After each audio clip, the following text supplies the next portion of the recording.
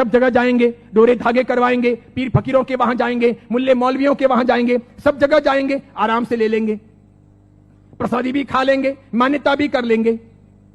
शिरडी के साईं बाबा को बहुत लोग मानते हो, जिनके इतिहास को 100 साल अभी पूरे हुए ईस्वी सन 2018 में। ईस्वी सन 1918 में इन्होंने शिरडी में समाधि ली थी, ऐसा कहा जाता है। 100 साल इनकी समाधि को पूरे हुए। कई लोग इनको भगवान मानते हैं, कई लोग इनको चमत्कारिक देव मानते हैं, कई लोग इनको महापुरुष मानते हैं, वहां जाते हैं और मत्था टेकते हैं। जरा सुनिए ये कौन थे। मेरा दावा है, हिंदू हो या जैन हो, जो इनको मानते हैं, उन 100 में से 99 लोगों को भी ये पता नहीं है कि ये कौन थे। 99 लोगों को भी ये पता नहीं है कि ये कौन थे, कौन है, इन्हें क्यों लाया गया, ये 99 को पता नहीं। बेवकूफी की पराकाष्ठा देखो, जब पता नहीं और मानते हैं, पता नहीं और स्वीकार करते हैं, पता नहीं और पूछते हैं।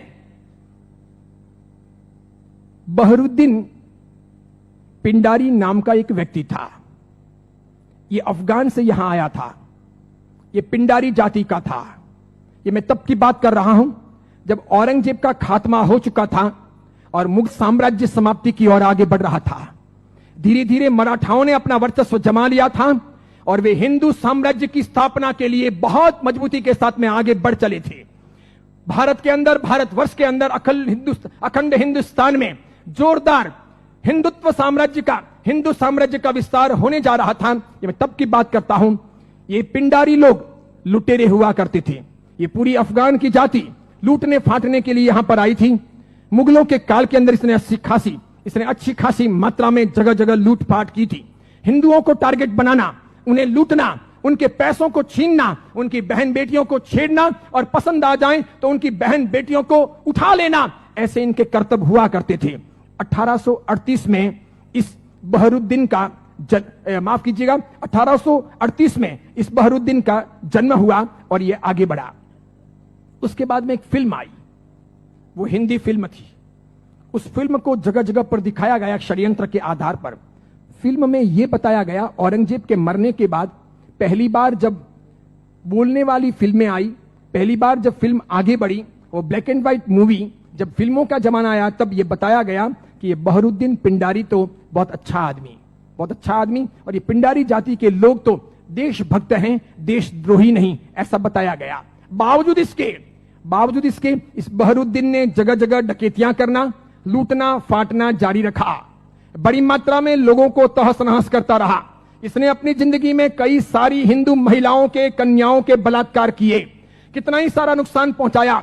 अंततः जब धीरे धीरे मराठा साम्राज्यों के सामने, उधर झांसी की रानी, झांसी के अंदर लक्ष्मीबाई लोहा ले रही थी, उस वक्त अंग्रेजों का आगमन हुआ। अंग्रेजों को यह बहरुद्दीन बहुत नागवार गुजरा। इन्होंने जैसे तैसे करके इस बहरुद्दीन को भगाने के लिए, पकड़ने के लिए खूब कोशिशें की। यह बहरुद्दीन बेस बदल करके भागता हुआ अहमदनगर आया, जिसे नगर कहा जाता है, महाराष्ट्र का बहुत बड़ा एक शहर है। अहमदनगर आया और सुनिए, इतिहास ये कहता है कि यह बहरुद्दीन पिंडारी अहमदनगर के अंदर एक वेश्या के घर रहा। उस वेश्या को अपना बना करके उसने वहीं पर अपना आशियाना बना लिया वेश्या के साथ। आगे जाकर उसने शादी की या नहीं की, इसका कोई सबूत नहीं। वेश्या के साथ रहते रहते 2 संतानों का जन्म हुआ। एक था लड़का जिसका नाम रखा गया चांद मियां। बहरुद्दीन ने अपने बेटे का नाम रखा चांद मियां। थोड़ा बड़ा हो जाने के बाद में बिना पढ़ाए लिखाए इस चांद मियां को अपनी डकैतियों में जासूसी के तौर पर बहरुद्दीन पिंडारी ने उपयोग करना प्रारंभ किया।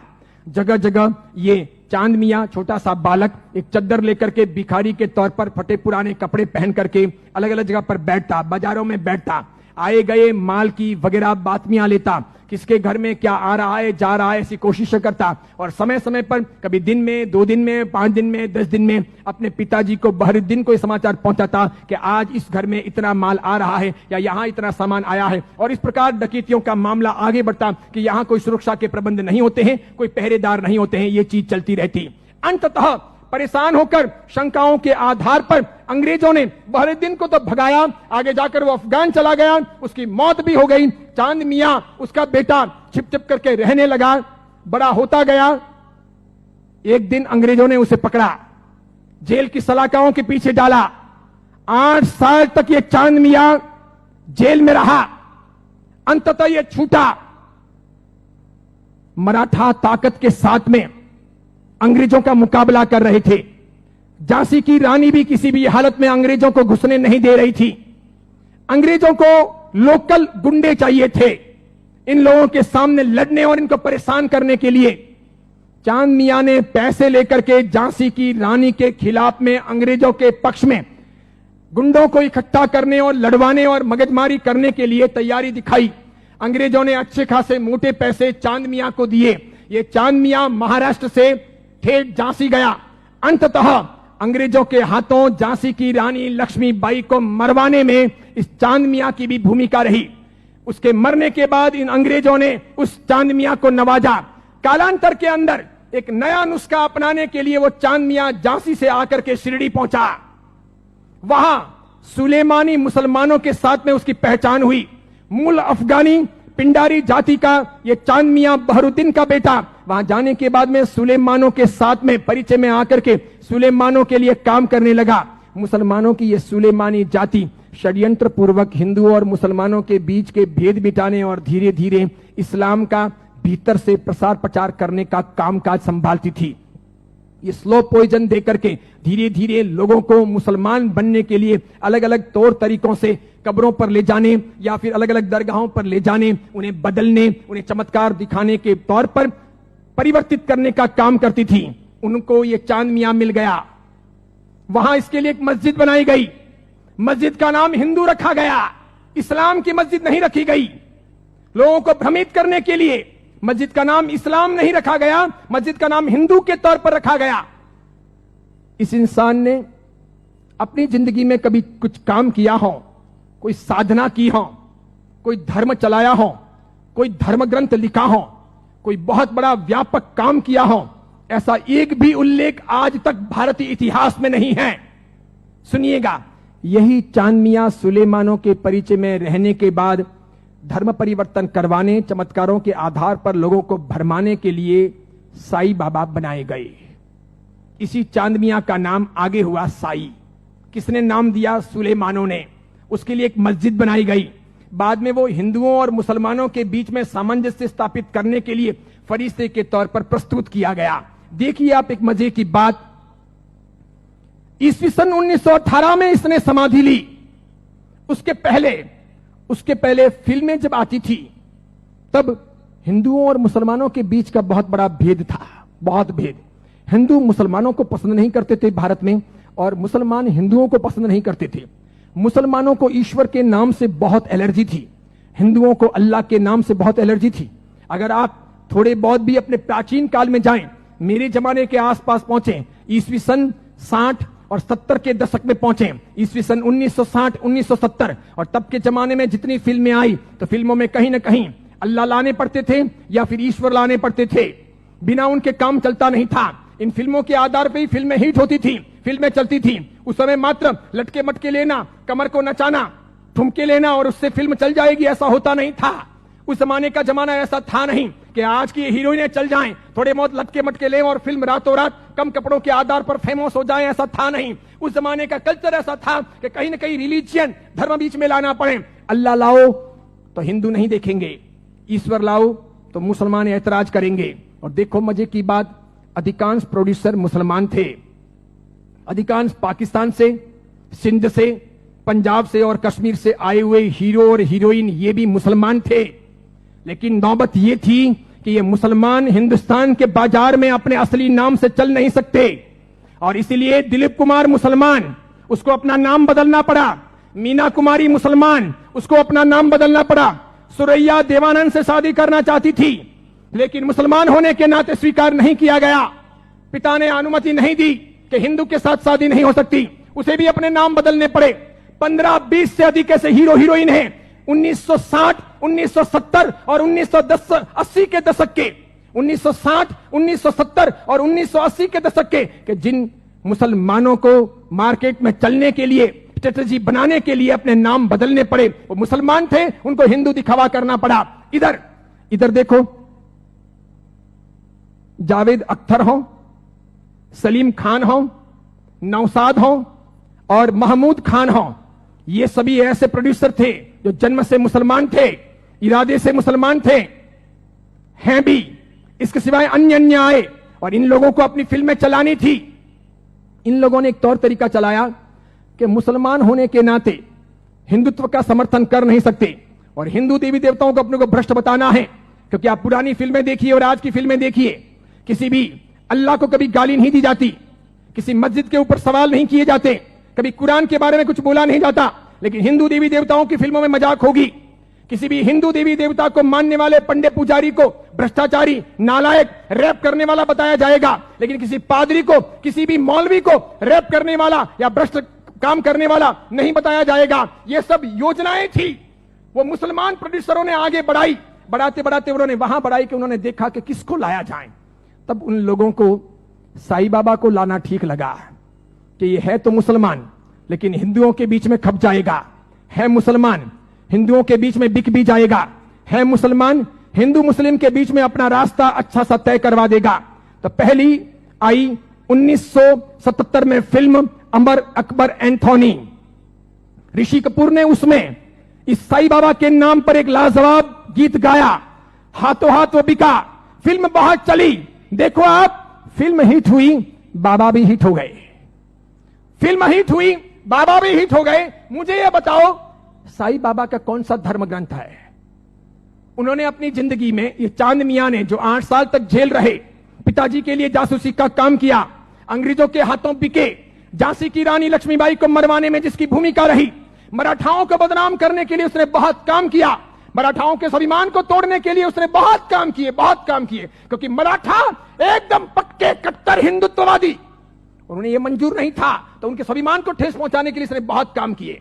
और उस आदमी को रातों रात साईं बाबा बना दिया गया, महिमा मंडित कर दिया गया। कैसी जोरदार ये सेल्स पॉलिसी थी।